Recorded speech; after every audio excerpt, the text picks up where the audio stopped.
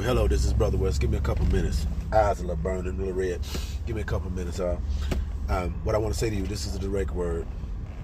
And I want to say this right here. God is not controlling you, but he's protecting you.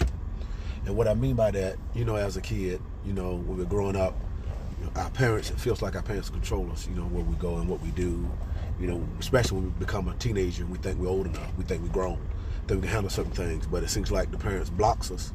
And so a lot of times we think it's unfair, but little we know that the parents know what's out there and what we're going to face. And so what they do, they try to protect us from ourselves until we are ready.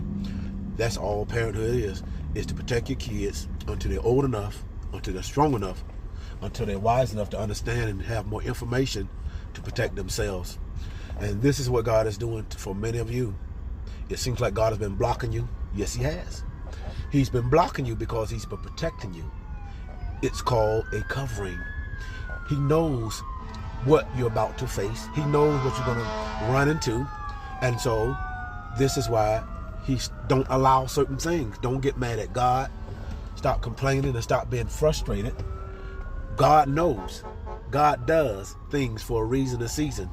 He looks out for us when we don't look out for ourselves. Even those also saying that the danger seen and unseen, he watches over us. And so stop complaining. Stop complaining about what you don't have. Stop complaining about what you lost. A lot of times God will cause or break up a relationship in your life because he knew that down the road a piece, that relationship could cause you death. It could be more harm than help. Also, God will even break up a relationship. That way, he's preparing you for a relationship that he has in his mind for you concerning your heart's desire. But a lot of times, we don't get our heart's desires because we're not delighting ourselves.